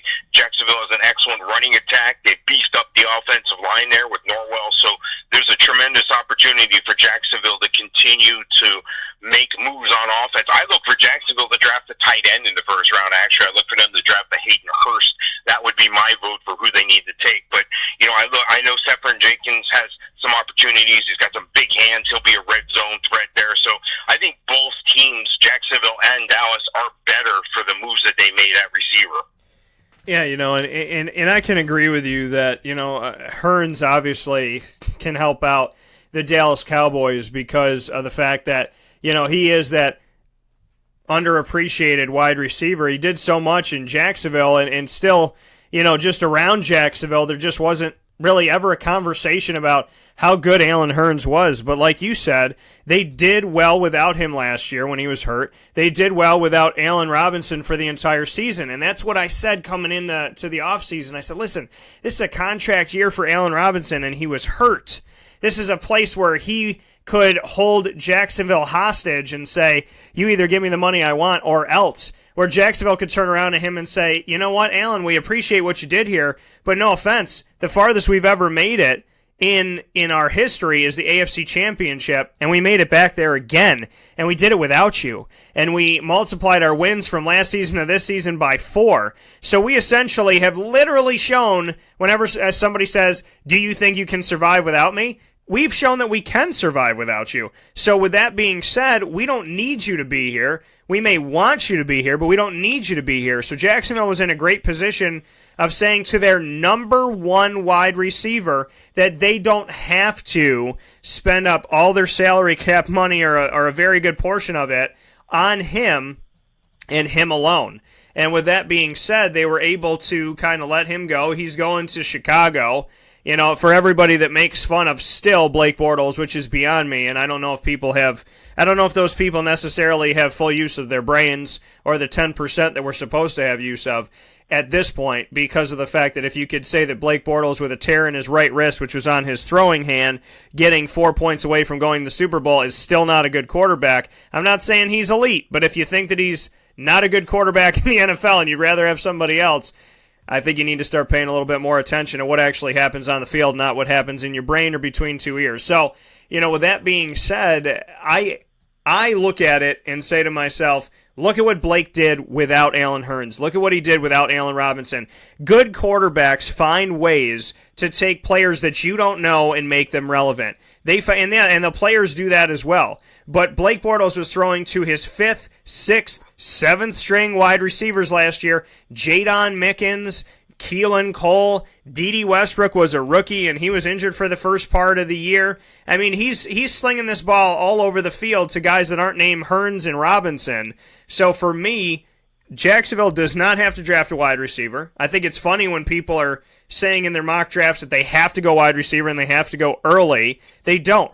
Marquise Lee without an ego, like I said earlier this week. If you get Marquise Lee, the Marquise Lee that I know and that I spoke with at the AFC Championship game after the game that didn't have his ego in that moment, that's the guy that I think can help lead a franchise to the promised land and do some great things with them. The other side of Marquise Lee is the one you don't want to see. The guy that's flashy and that thinks that somehow, some way, he's the man just because the other two guys are injured, and that doesn't make you the man. So I think that Marquise, you know, how I met him and spoke with him after they lost to the New England Patriots, everything inside of that conversation made me feel like he was coming back to Jacksonville, and then Jacksonville did exactly that. I'm not surprised at them letting go of Allen Robinson, but to get back to my point about quarterback, if you think that Mitch Trubisky is going to be a better option for Allen Robinson than Blake Bortles, you might be in Arkham Asylum with the rest of the cool cats out there in the DC comic era, because I don't see how Allen Robinson benefits. He gets paid. That's nice. But I don't know how he benefits from moving from Blake Bortles to Mitchell Trubisky. Not that Mitch can't get it done, but Blake is in a much better position, and the Jaguars are in a much better position of getting to and advancing farther than they did this past season. And Chicago's just hoping to Jesus that they can figure out a way to get through the NFC North, where Minnesota has gotten better, where Green Bay is Green Bay, and on top of all of that, we have a Detroit team that if they play at 50%, 60%, they're still a dangerous team that can get things done with one of the best quarterbacks in the country and one of the few elite quarterbacks. So, I think Jacksonville is going to be fine. I don't think they need to draft. They have 6 wide receivers from what I'm looking at right now. Dante Moncrief, underutilized, could be a big-time threat. They end up with Dante Moncrief, who's underutilized and underappreciated. They let go of Alan Hearns, who's underutilized and underappreciated. So we'll see what that makes of it. I think it'll work out for Dallas and Jacksonville. You got Marquise Lee, you got Keelan Cole, you got Jadon Mickens. You have all these guys in D.D. Westbrook, and you keep going from there. I think they go tight end. I agree with Mike. And I will say this, though, Mike. I'm not a big fan of bringing in Austin Seferian-Jenkins to the Jacksonville Jaguars into the locker room with all of his off-the-field issues. I don't know if that's the right thing for a team that almost made it to the Super Bowl. Well, he's an excellent red zone target, and, this is a business first, and, there are some things that'll keep you out of the business and off the field, but he hasn't done any of them, and he's followed through the league's penalty phases when he's had the DUI situation. He departed Tampa Bay, went to the Jets, resurfaced there. He had a touchdown called back in a game that looked like a touchdown to me with the catch rule situations that we've had this year. He still has some mileage on him. I think they're going to try to take advantage of his red zone abilities while they acclimate another tight end. And then I think you're right. I think he's not definitely the tight end of the future, but he's the tight end for now. He's the guy. He's the stopgap. They also have a Sterling Neal and a Niles Paul, but I don't think either one of those guys are long for the league. And Niles Paul is more of a blocking guy. He can catch the ball, but they need another guy that's a threat. They want a guy that turns out to be a guy that can block but go down the field and catch the ball like a Dallas Clark used to be able to, or a big-bodied guy like a Jimmy Graham who can still go outside or still play in the slot, because that would make Jacksonville even that much more potent on the offense. And let's face it, they already have the top defense there. Yeah, and I think you're right in the sense of, knowing the scheming and kind of the mindset of Doug Marrone from everything that I've learned and seen over the years with covering him at Syracuse and now him being in Jacksonville. He's an old school ground and pound, play good defense and take that clock down. They want that big burly runner. They got it in Leonard Fournette, and then you got to have guys that can block for him down the field and open up the game so that they can get those big-time runs. They can obviously score and, of course, run the clock down. So Niles Paul makes sense, as you said, more of a blocking tight end. He makes sense to be out there on the field when they need those yards and they need to make it happen, because they are going to be a ground and pound and punch you in the mouth defensive team as well. And that's what they are. It's run the ball down your throat and it's hit you hard on defense. That's the Doug Marrone way, and it's a way that worked very well in his first season as the the head coach of the Jacksonville Jaguars, quarterback of the sideline, I could say. So with that being said, the Niles Paul decision makes sense.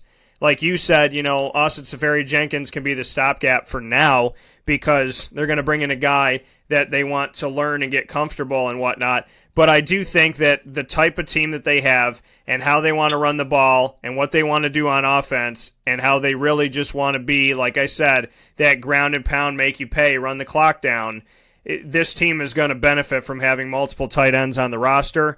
And I look forward to what they're going to do, and I do agree with you that I think that drafting a tight end is in the future, the very close future of the Jacksonville Jaguars, and could happen in the first round. Is there another position that you feel like they need to get after? I mean, there's a few positions that I've named that the Jaguars could work on. Is there one that sticks out more than tight end? Yeah, obviously they're going to need another linebacker too. The loss of Paul Leslie. He was not only a leader in tackles, he was a leader on the team. There are guys that are kind of torn up that he's leaving or gone, and there's a situation where, you know, he's made a tremendous impact on those around him.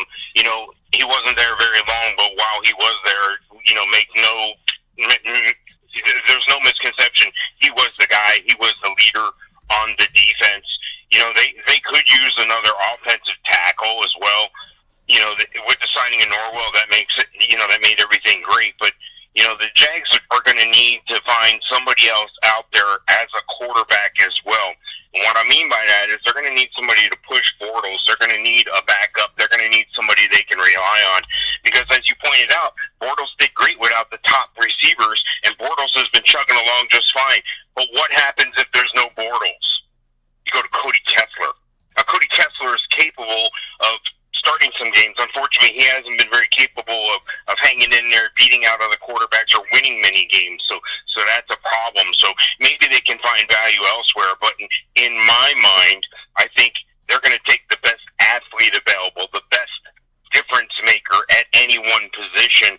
And, you know, they're drafted near the end of the first round. So, you know, there's a lot of ifs, there's a lot of questions. You don't know who's going to be available when they get on the board. But I think their needs, you know, are paramount in offensive tackle, linebacker. Maybe they could even use another receiver. And I think they could use a quarterback late in the draft that they find a project guy that they feel good about. And, you know, you touched on the points. You know, I've brought that up with the linebacker position. They're going to have to look for there. I said at the end of this season that Paul Posluszny's not going to be there forever, and it just so happened that, you know, this is the season that he said, you know, it's time for him, and I understand that, and I can't fault him in any way, shape, or form. He's given so much to the NFL. He's been healthy. He's been strong. He's been awesome, and the Jacksonville Jaguars having him, where, you know, little did they know it was getting them ready for Doug Marrone before Doug Marrone got in the building. So, you know, for me, I think it's great. You know, I think Telvin Smith can definitely head that thing up and do some good things there. At the same time, you know, Telvin Smith does have to learn from Paul Posluszny in the sense of, you know, what leadership means and what leadership looks like, because Telvin getting stupid penalties, that's not a Paul Posluszny thing. And that's, you know, that's something that he can learn from him, is the maturity of the position and the importance of the position on the field.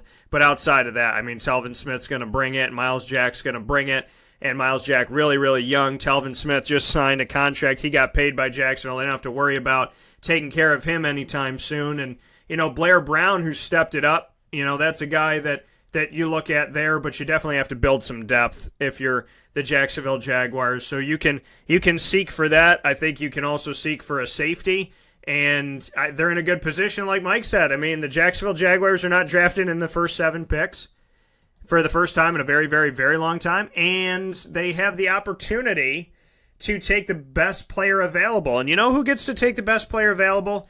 Good teams. Good teams get to say, let's look at the board. Who's the best available? Not, holy Jesus, we need a quarterback or else. And it's a great position for the Jacksonville Jaguars to be in. They're not in the same realm as others. And I agree with you. You said Cody Kessler can start a game, and that's very true. He doesn't finish them, and that's an issue. So you always have to have a backup quarterback. You always have to have a backup plan. It amazes me the teams that don't, but those are the teams that don't win. So, you know, we need to have something moving on from here. If you're a Jacksonville Jaguar fan, you'd like to see them draft a quarterback, and they don't have to draft him high. So it'll be interesting to see where they go with that. Before we wrap things up here, Mike, final thoughts. We have a lot to talk about. We're going to do a lot of draft stuff coming up that I want to involve you with here on the show. So final notes, be it the draft, be it something else, another thought or two that's been sinking into your brain here and kind of making a little home inside your mind in the last couple weeks. Yeah, I think there's a lot of small moves that have been going on, and, you know, you're going to see and hear more of this, you know, in the shows and when we get together in the future. But there's a lot of outstanding moves that right now are under the radar. Cameron Meredith going to New Orleans, you know, certain guys that are going to be coming back and are going to be healthy. The impact of a Sammy Watkins on a Kansas City, you know, the impact of the Allen Robinson to Chicago and what that does when they added Trey Burton as well, a Michael Crabtree in Baltimore. So there's a lot of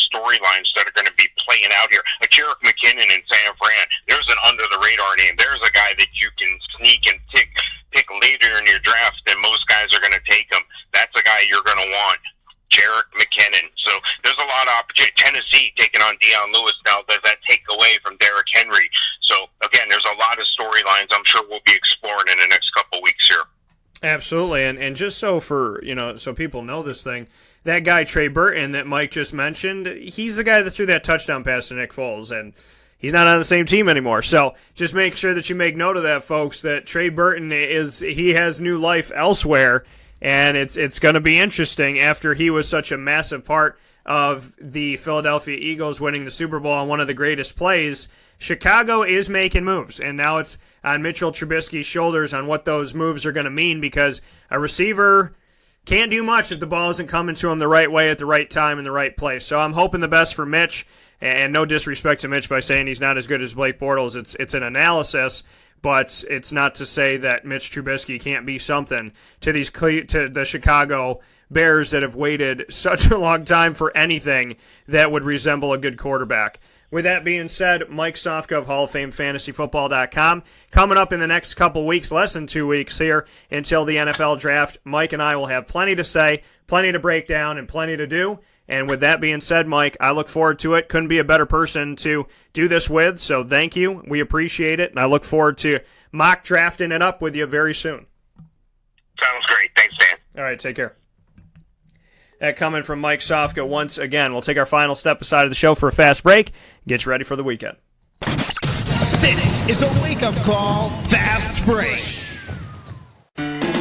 Hi, this is Kira from Looking Glass Events, where we're always giving you a reason to celebrate. Whether you have a small business, large business, personal event, or wedding, we are available to plan and coordinate your dream event to life. Every detail, every step, Looking Glass Events is working with you all the way. Call us at 315-702-4653. That's 315-702-4653. Or contact us through our website, lgweddingsandevents.com. Looking Glass Events, giving you a reason to celebrate. The Penn and Trophy Center on 111 East Willow Street in Syracuse, New York, has been making memories for Central New York for over 60 years. It has the trophies for your teams, and when you walk in there, it's so much more than just that. When you walk into the Penn and Trophy Center, you are immersed in the reality that anything can be customized, anything can be engraved, whether it's for your anniversary, your wedding, your bar mitzvah, your birthday party, whatever you want to do with that memory, that watch from grandpa, or that bracelet from mom, or that wedding ring that's been passed down through your family. If you want to get something engraved with a memory to last a lifetime, the Penn and Trophy Center, 111 East Willow Street in Syracuse, New York, where memories are made and where memories last a lifetime. The Wildcat Sports Pub in Camillus, New York is located on 3680 Milton Avenue in the Home Depot Plaza. It is your family-friendly sports bar and restaurant. Folks, some sports bars aren't family-friendly. Some family-friendly restaurants are not sports bars. The Wildcat Sports Pub in Camillus, New York is proud to be both. It is that marriage that you've been looking for years. The Wildcat Sports Pub is your home base for your sports bar and restaurant needs, games for the kids, indoor and outdoor activities, and enough things on the menu to come back every single week and get to try something new. They're open Sundays from noon to 8 p.m., Monday through Wednesday, 11 a.m. to 11 p.m., and Thursday through Saturday from 11 a.m. to midnight. For reservations and party information, call 315-487-2222 for the Wildcat family-friendly sports pub and restaurant.